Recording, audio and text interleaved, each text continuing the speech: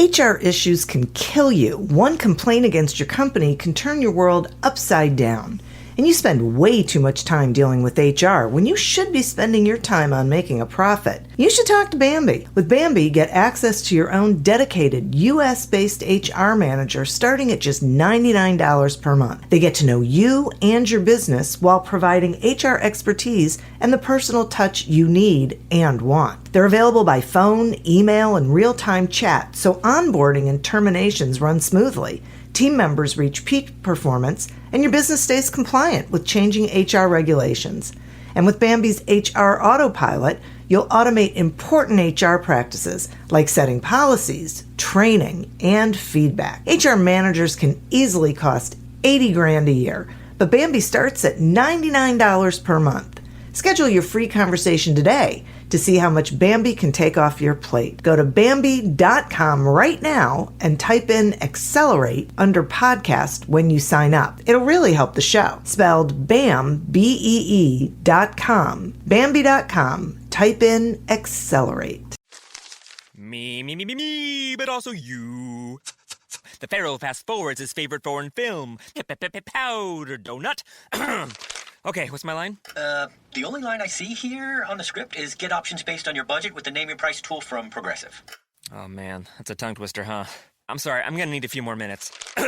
Bulbous Walrus, the Bulbous Walrus. The Name Your Price tool, only from Progressive. The owl ran afoul of the comatose coxswain. Progressive Casualty Insurance Company and affiliates. Price and coverage match limited by state law.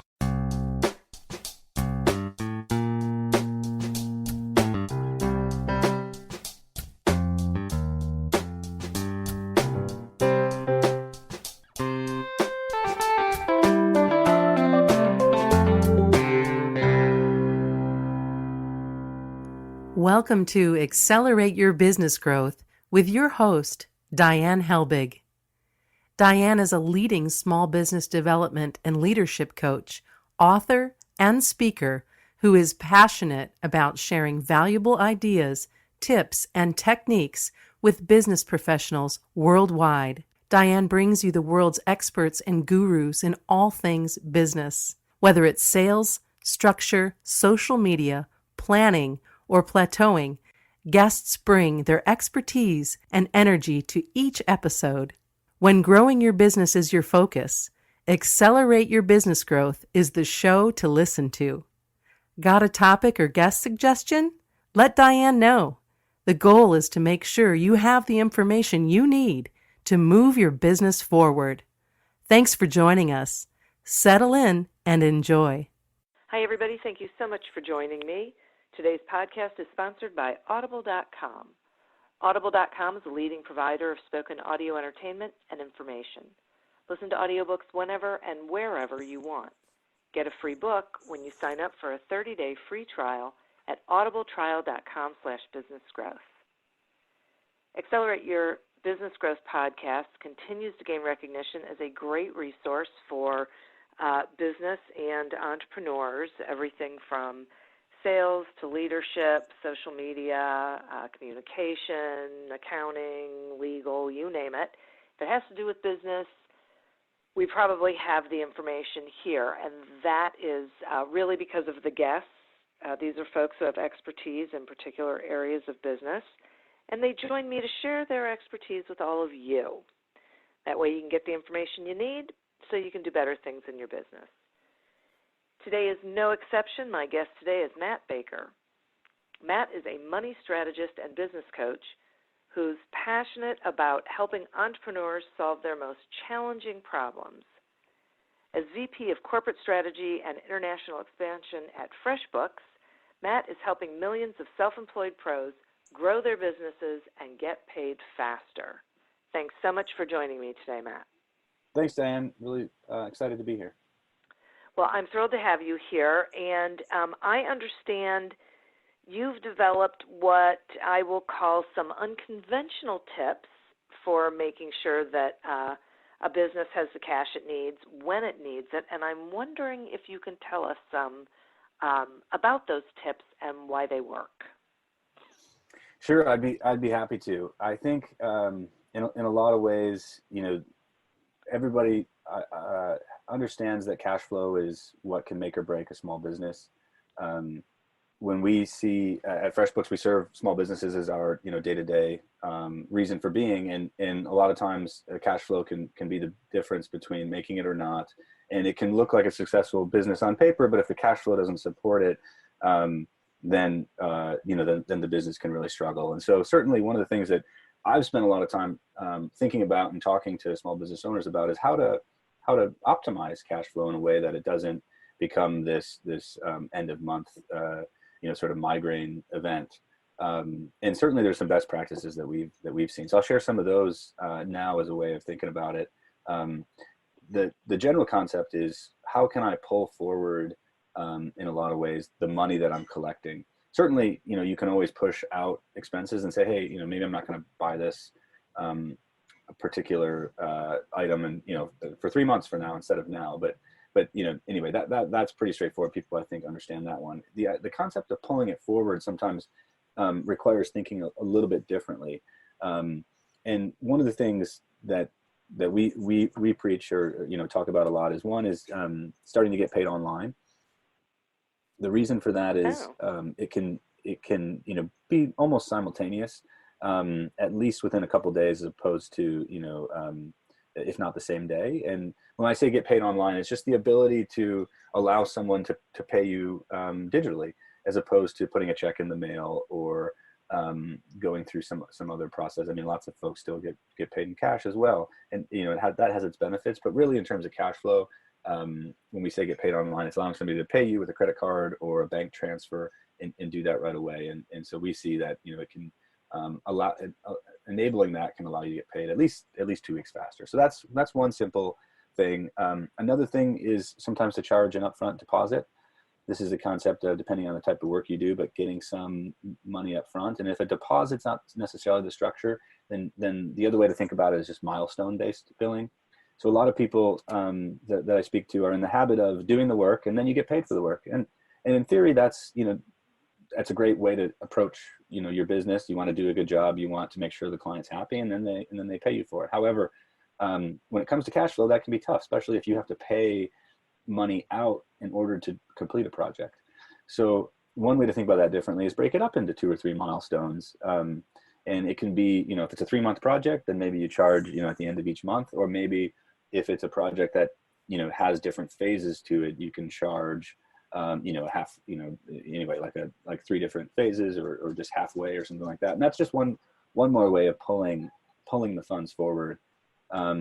And then one last one I'll mention just out of the initial topic here is thinking about recurring payments. It's no surprise that a lot of things that I pay for or you pay for is based on a recurring model.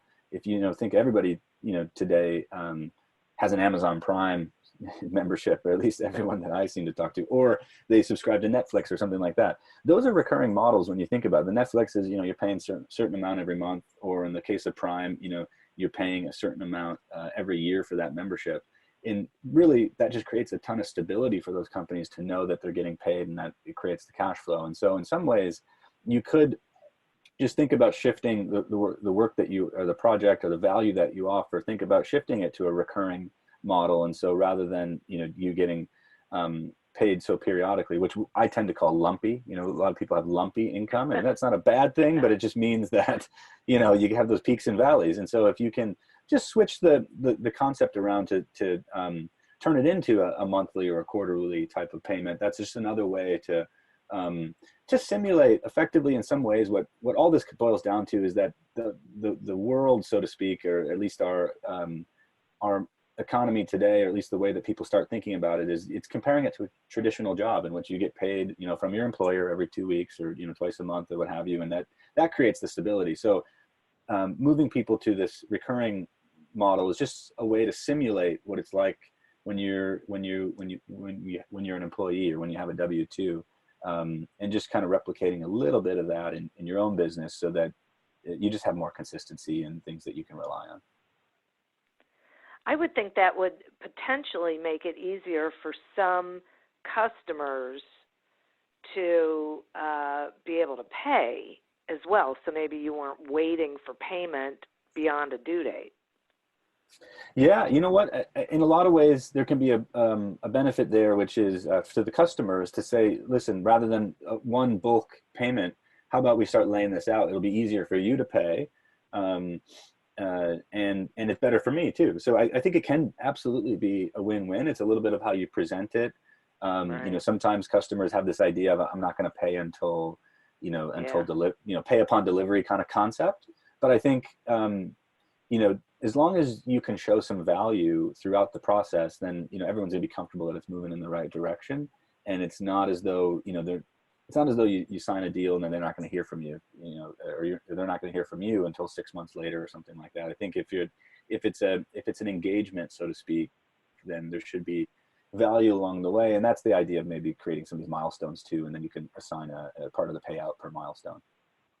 Yeah, that one I really like a lot, because then one of the things I like about it is, especially for people who deliver a service or, like are in a creative field, you don't end up at the end with the client potentially saying, okay, but this isn't what I asked for, and then you're totally out.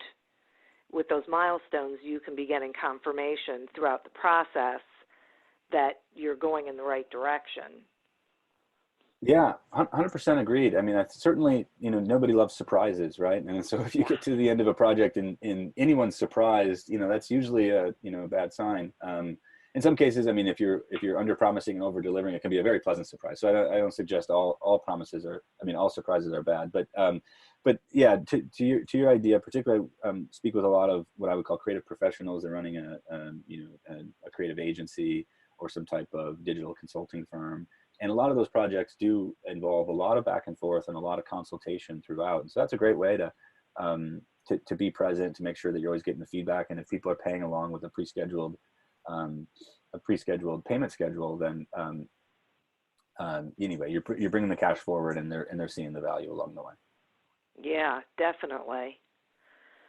Okay, now I know you've also seen a lot of small businesses successfully manage their expenses to stay profitable, which I think, unfortunately, a lot of small businesses struggle with. So I'm curious about the decisions those small business owners are making so that they're consistently in the black.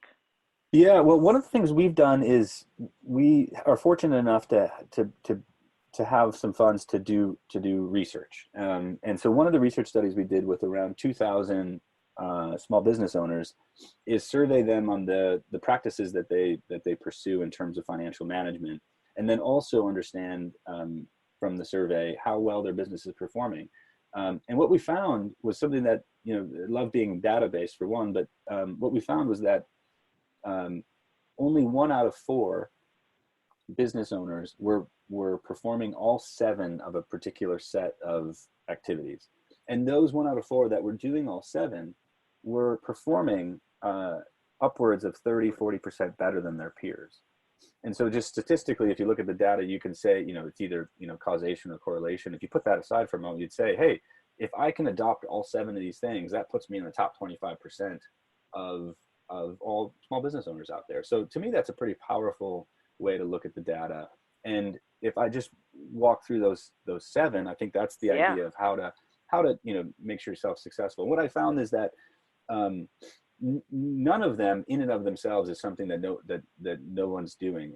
If I rephrase that differently, each one of these, at least half the people out there are doing them. So on their own, each one is not so far away from anyone. It just happens to be, are you doing all 7? Okay. So anyhow, the first one is having a way to regularly review your finances.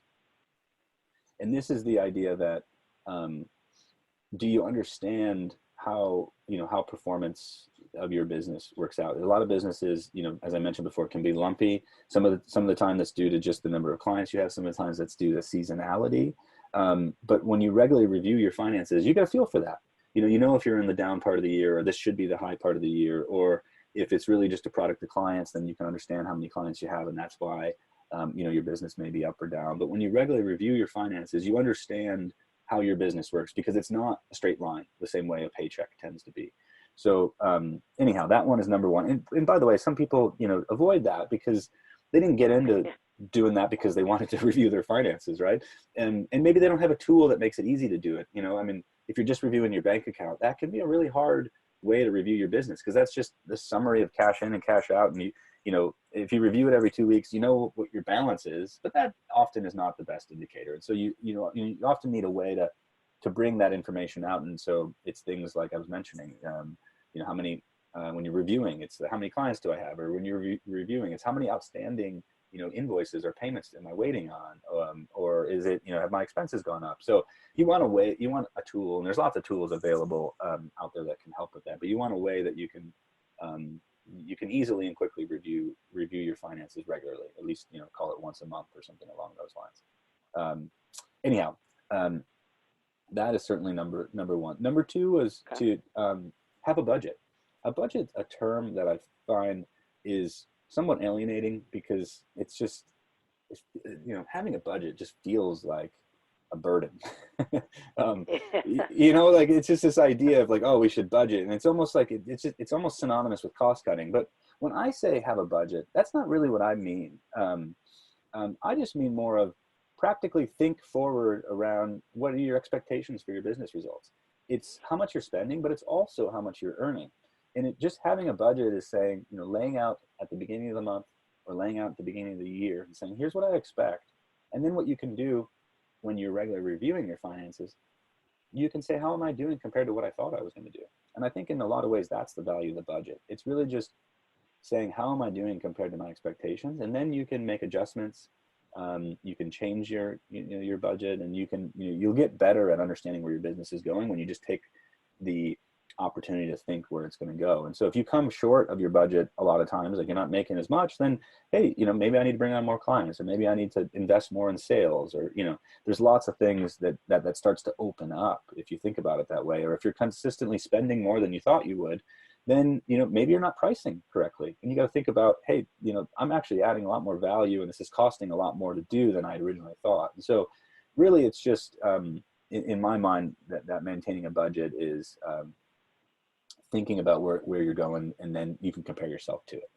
So that's the big bucket for number two. Number three is around saving for taxes as soon as you get paid. I find that only half of the people that I speak to do this regularly. And the concept here is, when you get, again, back to this whole idea of, most people have a day job, so to speak. When you have an employer, by law, for the most part, and by how all the payroll systems are set up, they take the money, for the taxes before you even see it. And so they take it out, as well as other, benefits that they're taking out, but they're taking it out and sending it to the government on your behalf in advance. Whereas once you're self-employed or a small business owner, it's all on you. You get all the money up front. And the worst case that I've seen is when people overspend without setting it aside, and then come tax time, they have to take out a line of credit or some other type of loan facility in order to pay their taxes. And so really the best practice there is as soon as you get paid, you start setting aside that money, because you could almost just argue it's not even your money. You're just having to charge a premium on your rate in order to, pay the government their, call it approximately 30% or so. So that's the third one. That's a big best practice out there. And it just takes, some discipline, and it also takes having a little bit of a process. Maybe you need a separate bank account where you just funnel that money into. And so sometimes I've seen people, they get paid into one account and they're pushing it over into the tax, or I've seen people, they get paid into one account and then they're just pulling out what they can spend.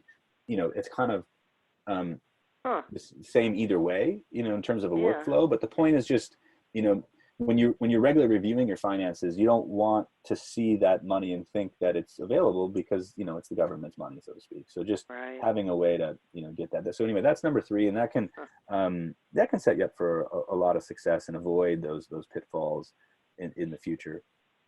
The fourth one is people who are proactively reducing debt. So, by the way, sometimes debt is good. Sometimes you want to borrow money, you want to grow, but the point is, once you start taking on debt, you want to proactively reduce it, particularly if it's credit card debt. The most common lending vehicle that I've spoken to people about using in the small business space is credit cards. And the annual rates on credit cards are pretty outrageous in a lot of ways compared to other options available. And so if you're taking on debt with a credit card, you really want to proactively reduce it as much as possible, because you just end up paying much more in interest than you're getting, you know, out of the value. People do it because they already have the credit card. It's easy. You don't have to go into a bank and, you know, apply for a loan and all this kind of thing. So it's convenient and it's short-term access to capital, but it can often be, you know, troublesome if you don't pay it down consistently. So that was number 4. Number 5 is some kind of system where you pay yourself a salary from your earnings. Again, this one, I think you just need a workflow. So this idea of a salary is just simulating the idea of a paycheck, but there's some kind of idea where you are a little bit different from the business. I think a lot of times people commingle the identity. And by the way, that's not a bad thing. I think a lot of ways, you know, business growth is personal growth. And so it's normal to have, you know, your identity intermingled with the business and yourself. But in some ways, if you can have a business account that represents the business, and then you're kind of paying yourself out of that, then you can check, you know, that you're actually, you know, pulling out on a consistent basis, the right, you know, the size that you expect. And it becomes much more, I would say, dependable as a way of understanding, you know, how much income you're really getting out of your business once you start to separate them. And I haven't seen, like, you know, the perfect way to do it, but the concept there is, you know, anyway, the business has its own funds, and you as the owner, you have your own funds. And thinking about that is really helpful. And by the way, I find that, again, it's around 1 out of 2 do it. So it's not like it's something that nobody's really doing. It's just, you know, it just requires, like I was mentioning, you have a process and a way of thinking about it set up, and you know, you can write yourself a check, or you can just pull the money out, you know, kind of this idea of an owner's draw. There's lots of ways to do it, but it's starting to think about yourself and the business as two separate entities.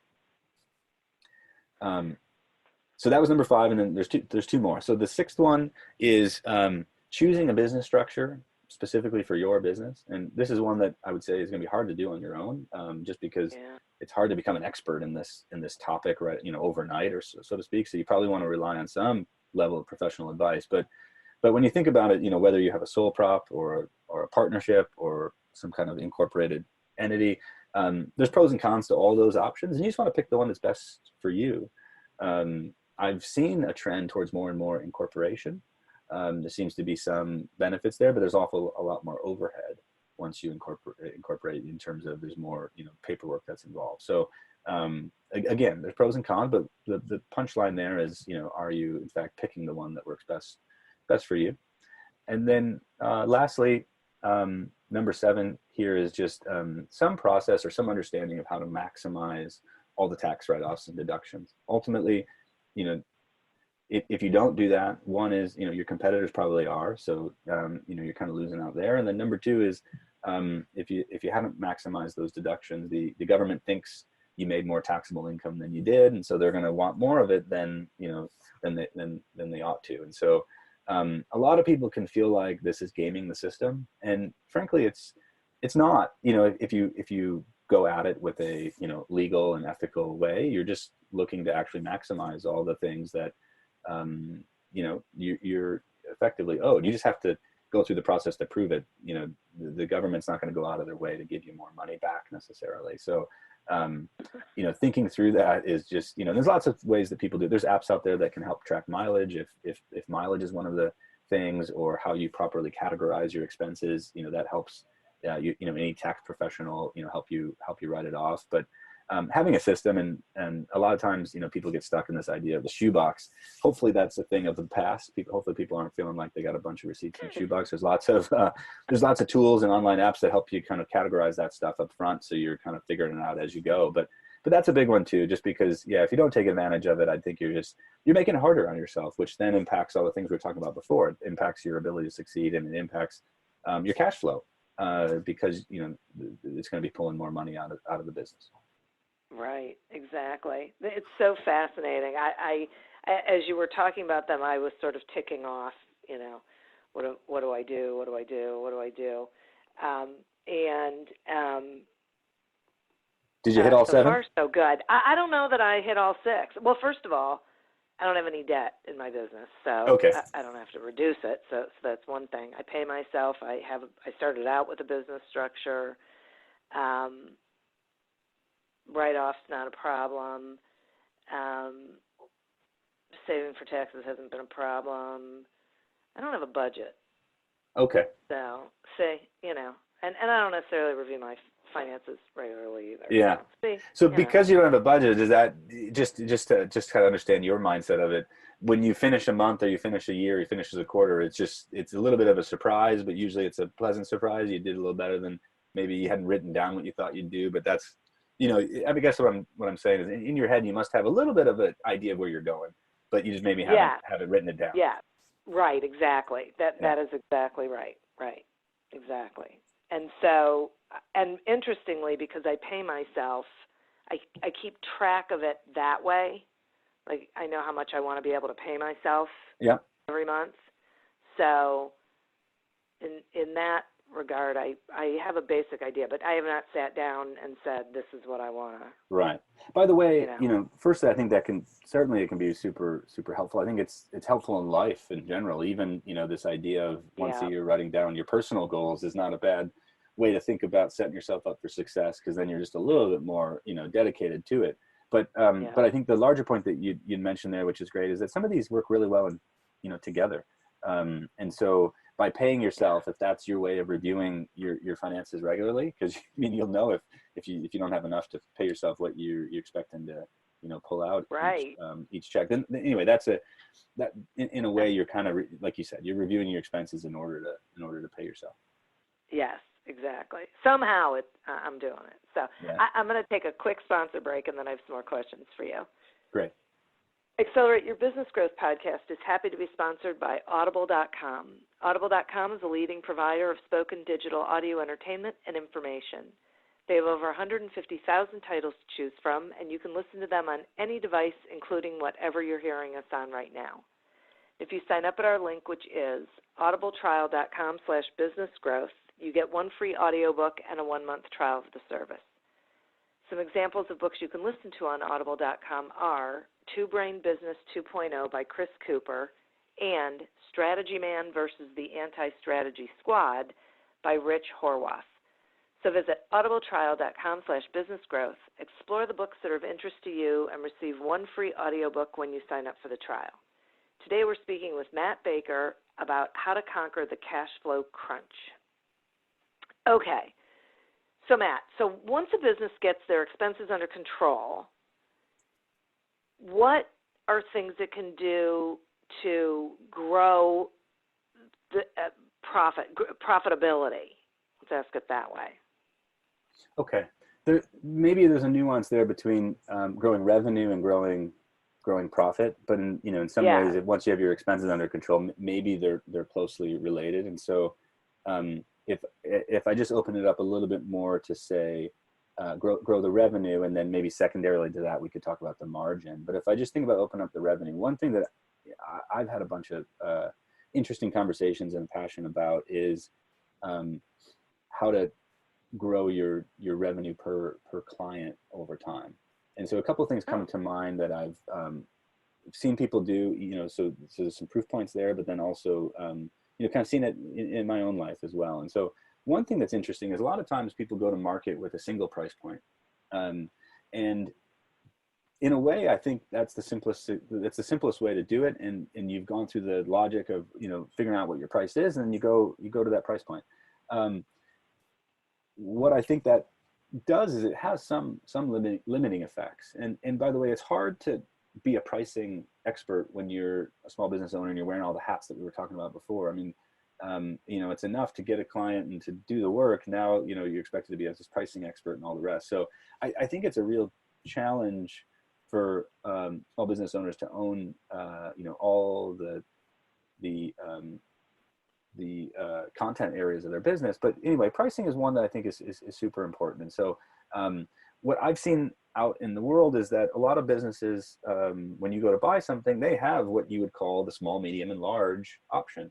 And I would recommend, from the most successful business owners I've seen, emulating something like that in your own business. And so rather than having the one price point that is out there and it's trusted and that you understand, it's helpful to maybe call that your medium, or maybe, figure out, whether you want to go up or down, but you have a few different price points. And with those price points, you get a different level of service or a different level of product, depending on, as I mentioned, whether you're an agency or a consultancy or firm or some kind of other business. And what's really exciting about that is you're giving people the option to pay more. So it's not just the one price, but they can choose a higher price if they want. And often when you set the expectations for what those prices get, they're self-selecting the level of service they want from you. And so what I find sometimes when people have a single price point is that a lot of clients, or some clients, can expect everything from them in terms of the level of service they're going to get. And that creates a little bit of a mismatched expectation. Now, when you sort of have these three price points, the person who is really price sensitive is going to choose the bottom one. By the way that you've shown it, they also are opting into a lower level of service or a lower level of offering. And so that's a nice way to get the right expectation. Whereas, they're a little bit more, like I said, price sensitive, and they know that they're not getting the best that you offer. Right. And I think, anyway, I just think that's a great way to get alignment there. And then, versus someone who's going to pick the top one. One is they want the level of service and they're willing to pay for it. So that's a great thing to set up front. But also, what that client's going to expect. And then people in the middle, maybe that's the one where you kind of go back and forth a little bit. But that's a simple way, I think, of trying to expand your revenue potential. And then you can do things like do an analysis of how many people are picking each of those three packages. And if everyone's picking the top one, then hey, maybe I'm priced under market. I should have an even higher one. Or if everyone's picking the low one, okay, I haven't done a good job of differentiating the level of service that I can offer. But in a lot of ways, having all your clients pay the exact same, especially if it's a service type of business, service-based offering, is probably not the way to go. You probably, want to do some level of price discrimination as much as possible. A lot of firms will give everyone a custom price. Again, up to the business owner, but that just takes a lot more time too. Yeah. But it allows you oftentimes to charge a higher price because you're doing some consultative selling. So I would say, though, to the extent that you're going to show a price up front, it's one sort of trick, or one sort of way that the market is evolving, is to have multiple price points. So I appreciate that. I think that's great. And I really appreciate you saying the whole, custom pricing thing is difficult, because I have found a lot of small business owners who every single person, especially service providers, when they have the conversation and they're doing custom quoting, and then they can't remember who is paying what. They have no real handle on what they're doing, and I don't know how they would forecast for where their company is going if everything is custom priced. Yeah, I think that's a great point. I mean, my initial thought was just around the fact that it's very time consuming to work somebody through a sales cycle. Sure. when it's all custom pricing. So that was the initial one. But I think you're right too around, it depends, maybe behind the scenes, maybe in sort of similar to what you said, which is you don't necessarily have a budget, but if I were to ask you, like, well, what do you expect to do this month? You probably have an answer in your head. You just haven't, kind of budgeted out. I would suspect a lot of people who are doing custom pricing, if I were to say, okay, I know it's custom, but really what's it range from what to what? They would probably know. So yeah. I think they probably have some of the tools there to be able to forecast and to think about it. But sometimes just getting the stuff, documented on paper makes it easier for you to run your business, but also makes it easier for clients to buy what you offer. So I think there can be some benefits to even doing this exercise internally, even if you decide not to show the price, on your website or however else you're going to market. Right. Very interesting. Yeah. Okay. Okay. So, go ahead. I was just going to say, if I could add one more too, is just sure. Another area that we surveyed people to understand how they get customers. So this is back to this question of growing profitability, but also just growing revenue. One piece is around I guess finding new clients. And so we surveyed people around what are the different things that you're doing. It could be, paid advertising. It can be word of mouth. It can be speaking at conferences. It can be, listing your services in an online marketplace, and so on and so forth. I think we got somewhere around 8 or 10 different, primary tactics that people do. What we found was actually the most trusted and the most had the highest success rate. For instance, we found the lowest success rate on something like social media. There's a fear of missing out if you don't do it, but a lot of people that I speak to, they're having trouble showing that they're actually getting clients from their social media efforts, whether it's Facebook or Twitter or maybe Yelp in some ways. Whatever that platform is you're using, you're kind of doing some updates and whatever, but anyway, it's showing. I think people are struggling with it. By the way, they're also back to this thing around having a bunch of hats. It's also not an expertise of a lot of business owners. And so, jumping in and expecting it to have results is really tough. But like I said, there's this fear of missing out if you don't do it. And so I just find that one's particularly challenging. But on the flip side, what we found that people had the most success with is actually a little bit more of what you might call old school prospecting or soliciting. And it's things like word of mouth and referrals. So if you don't have any process where you're engaging your current clients to ask them to refer you to new clients, I would absolutely double down on that. It can be 100% a very soft sell. It doesn't have to be, or it could be a more programmatic thing where if they refer someone, then they get a discount, or, you can think about it in a lot of different ways, but really, leveraging your existing clients to get new clients, I think is one of the most, proven things from our research. And so I would just implore, anyone to consider that referral is just, anyway, it's super strong.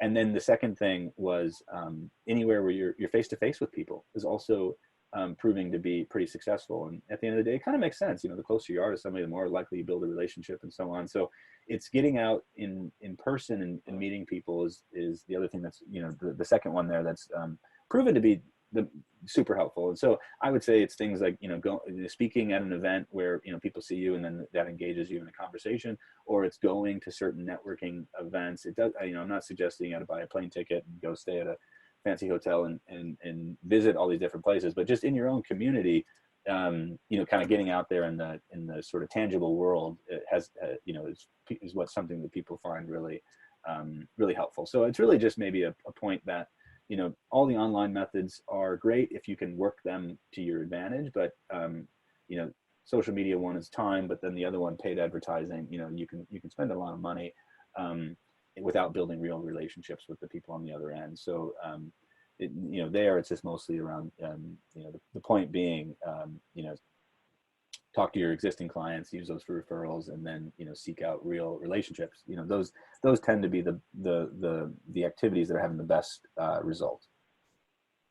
Well, I have to say that I am confident that the majority of listeners are going to be thrilled to hear that. Because they, social media just like drives everybody crazy. They have no idea whether it's working. They don't know what to do. They don't know who to trust. They don't know how to do it. And as you said, they cannot point to whether it's working or not. Some can, but very few small business owners can point to how it's working for them. And it's, when you think about it, business is about trust. Sales is about relationships. So I loved what you said about get out and get in front of people, meet people, build relationships with people, because that's really how people are going to buy. Yeah, and I think one of the things, as part of that same survey, we asked people, what are you trying to do yourself versus what are you outsourcing? And that's how we sort of locked into some of that stuff. And so certainly social media is one of these things where people tend to try to do it themselves, by and large. And I think it's one of those things where that's probably, in a lot of cases, not the best solution. Certainly outsourcing it entirely, if you have the money, could be interesting. But even just, paying a consultant to get you up to speed on, the best use of your time, that could be, a short-term way to do it. But we also found that, people often try to do something like graphic design themselves. So it's, it's like their marketing collateral or their logo or their website, or, you just kind of try to brute force get it done. And that's another one where, people tend to, want to have some type of design work. But if you're the small business owner, you're wearing all the hats, it may not be your expertise. And so leveraging another small business owner to help you there, from the from the conversations we've had, tends to be really positive. And then the other one that speaks more to what we're involved in is sort of the finance and accounting side of things. We also find that a lot of people just tend to wing it themselves. And like we were talking about it earlier, people didn't get into a lot of these businesses because they really wanted to be an accountant for their business as well as the business owner.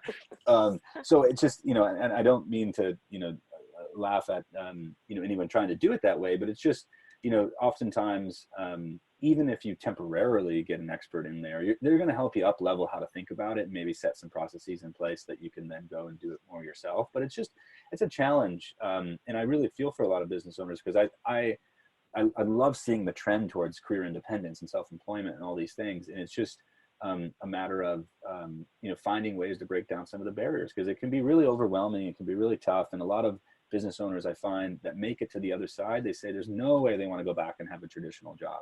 And so, right. I feel very, on the right path, in the sense of, if you can make it to the other side, it's really worthwhile. And it's a really rewarding way to have a vocation and to have your career. But there's so many challenges stacked up, and, trying to do it all yourself is really, it's just, I can't stress enough how overwhelming that can be. And so finding people that can help, whether it's on, the financial side, like accounting experts, or it's design or social media, or, what have you, thinking about leveraging others around you, it can just make such a difference. And like I said, it doesn't have to be that, you put them on retainer and all of a sudden this is one of the things that's growing your expenses.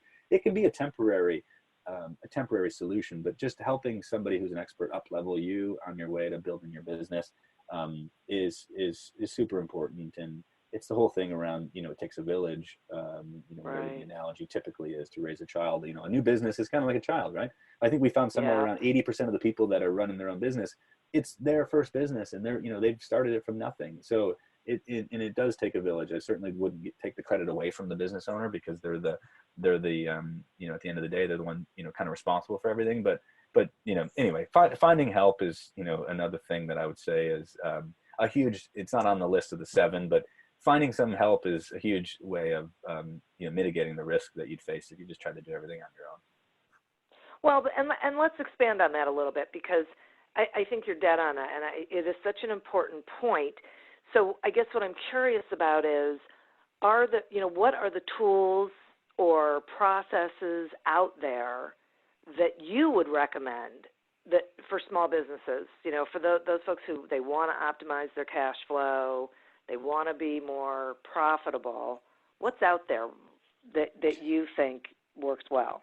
Yeah, that's a great question. I think in some ways what I would do is, I used to be a consultant in a former sort of role. And so I think through these process flows sometimes. And what I would do, and done it with some business owners, and so, kind of tested this out a few times, is think about the life cycle of the business. And just sort of, think of it as a process from, step 1 to step 8 or whatever the steps are.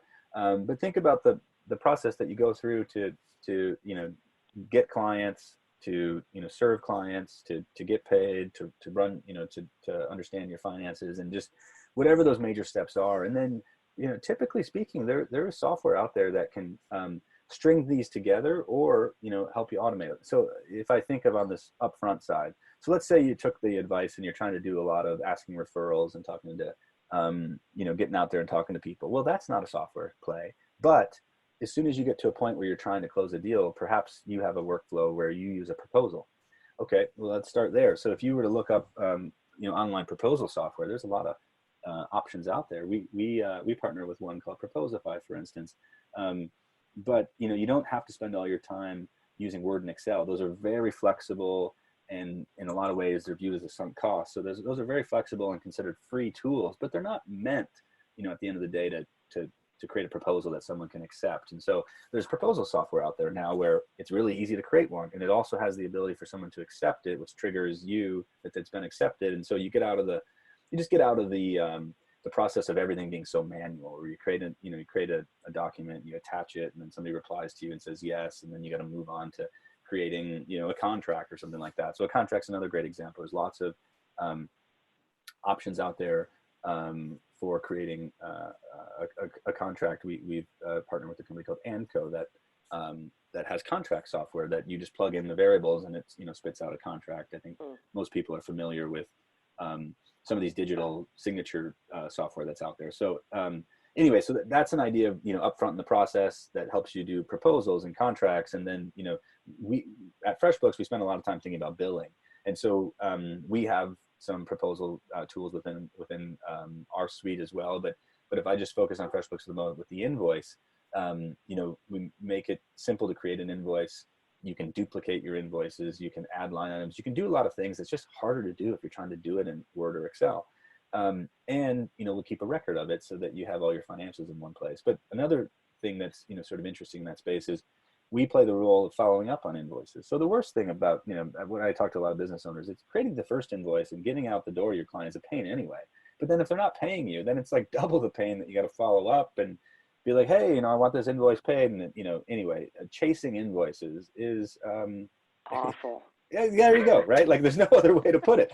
So one of the things our system does is it's set to follow up with your clients and notify them if an invoice is becoming due or is overdue. And it even gives you the ability, if you want, to charge a late fee if it's paid after the date. And so there's a lot of where we're kind of the muscle behind some of that so that you don't feel like you have to chase. So there's little automation improvements out there with the software that just takes a lot of that stress and a lot of the busy work out of the case of the business owner. And then same thing on the expense side. You can look in your bank account, but a lot of the tools like ours and a lot of others, it's a tool that will allow you to connect your bank account, and then it just pulls in the information, but it gives it to you in a categorized way that you can make some decisions, as opposed to oftentimes in your bank account when you log in, you see all your transactions, but you don't really see the picture of how it fits together. And so anyway, there's software that'll do that too. And then at the end of the day, I mean, once you have all your income in one place and you have all your expenses in one place, then that software can start to spit out reports like a profit and loss, or even a visualization of, how's my business growing, month to month. And anyway, a lot of that stuff is it's just really hard and laborious to try to do it all with your bank account in Word and Excel. So, yeah, I mean, without going, too much further there, I think the point is just that there's a lot of software that's solving this. A lot of people that are thinking about helping small business owners. Historically, I feel like there's always apps out there for consumers, and there's always apps out there for big enterprises, and the small business was kind of the one left in the middle without a ton of solutions. But more and more, there's